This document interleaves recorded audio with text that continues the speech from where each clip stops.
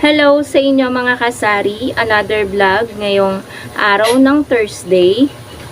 So, ngayon guys, ito na yung inaantay. Meron kasing nakapagtanong sa akin kung magkano daw ang nadagdag simula nung nagkaroon po tayo ng chiller. So, story time muna ng very light. Maikli lang, short story. So, ito guys is dumating sa amin April 23. So, wala pa po siyang 1 month. And yung nag-reading naman po dito is May 13. So, ibig sabihin mga kasari, 3 weeks pa lang siya nung nag-reading. So, magkano nga ba ang nadagdag sa aming Meralco bill? Simula nung nagkaroon po kami ng chiller. Nung wala pa po kami mga kasaring chiller, ang bill po namin ng April is eto po siya.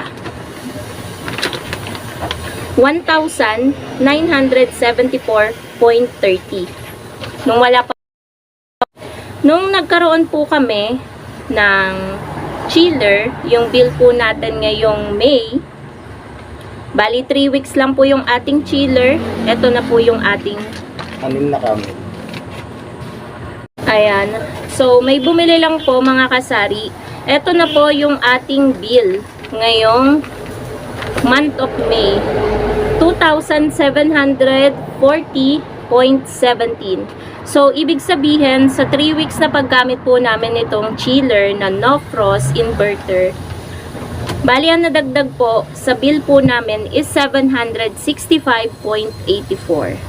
Para sa akin guys,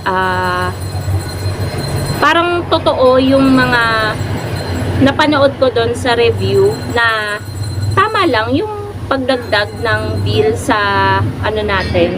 Kasi yun na. And napansin ko naman na simula nung nagka-chiller kami, mas lumakas yung mga drinks namin.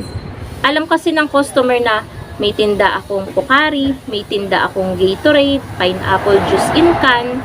So, nakikita kasi nila na naka-display. Unlike, 'di ba, nung ang rep namin is yung hindi nakikita yung naka-display, nahihiya minsan yung customer na magtanong kung merong ganito, merong ganyan. Kaya para sa akin is sakto lang yung nadagdag sa 3 weeks na paggamit namin dito sa chiller. Bali sa 21 days, 'di ba, 3 weeks, 21 days 'yon. Kada araw kumukonsumo po yung chiller natin ng 36.42 pesos. Yan po yung nakokonsumo. So, totoo nga talaga yung nakasulat dito sa may nakalagay kasi sa loob ng chiller na kumukonsumo siya ng nasa 1 point something, kulang-kulang 2 kilowatt hour a day kada 24 hours. So, totoo yung nakasulat dito or nakadikit sa ating chiller. So, ako naman, simula nung sobrang maalaga ako dyan, mga kasari, sa chiller natin na Kondura. Kasi, dati pangarap ko lang, ngayon, meron na ako. So, ako naman kapag nagkakaroon ng mga ganyang gamit, talagang inaalagaan ko. Kahit pa yung una namin na nanditong rep, kahit second hand lang yon mga kasari, inaalagaan namin siya. Nandun siya ngayon sa loob ng sala. Ang mga nakalagay doon is yung mga alak naman. Nakakapaglagay na kami ng sobrang daming alak na hindi na kami na-short kapag may bumibili ng isang case, may napoprovide na kami sa customer. Tsaka doon din nakalagay yung frozen, tsaka yung paninda po nating yellow.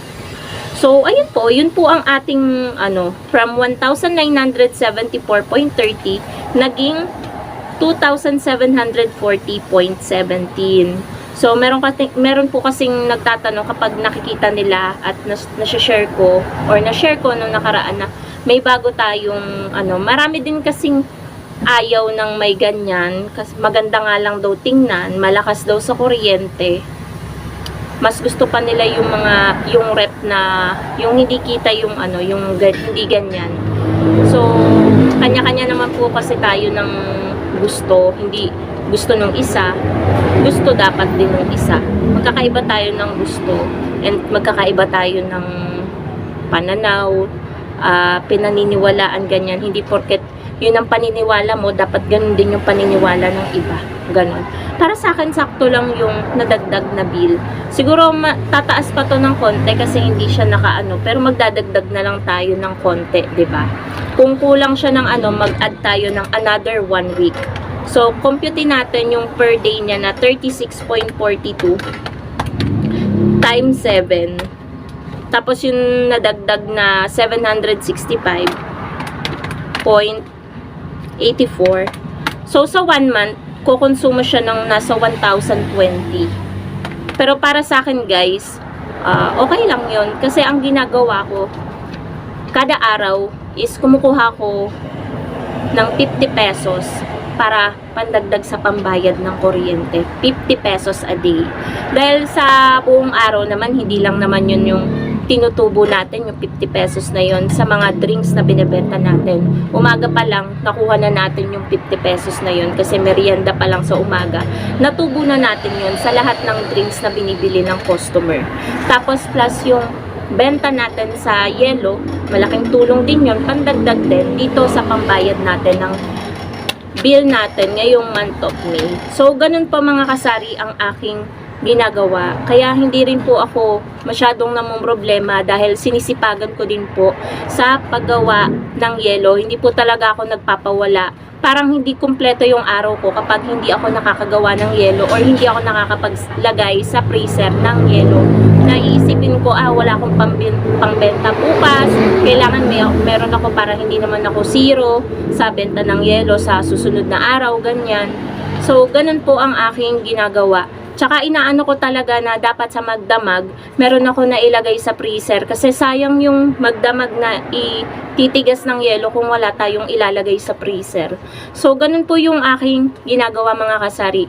Kaya meron po akong naipang babayad sa bill namin sa kuryente. And ayun, very thankful din ako sa mga customer kasi kung wala naman sila, wala naman bibili ng yelo, walang bibili ng mga drinks na yan. So, ayun, hinahaluan lang natin ng kasipagan ng gawa para meron tayong maipambayad ng mga bills natin. So, yun lang naman mga kasari ang ating chika for today. So, abangan nyo na lang kasi sa next month, sa month of June, doon natin talaga malalaman. At balibalita ko pa nga, nakapost sa Facebook na magtataas daw ulit ng singil ang Meralco. So, kawawa na talaga tayong mga Pilipino kasi puro pagtataas na lang talaga. Walang improvement kahit mag-iba-iba pa ng presidente. Parang walang pagbabago. Lulubog talaga ang mga Pilipino kapag ganyan ang sistema. So, yun lang naman mga kasari ang ating vlog for today. Thank you so much for watching and happy selling po sa inyong lahat. Bye guys!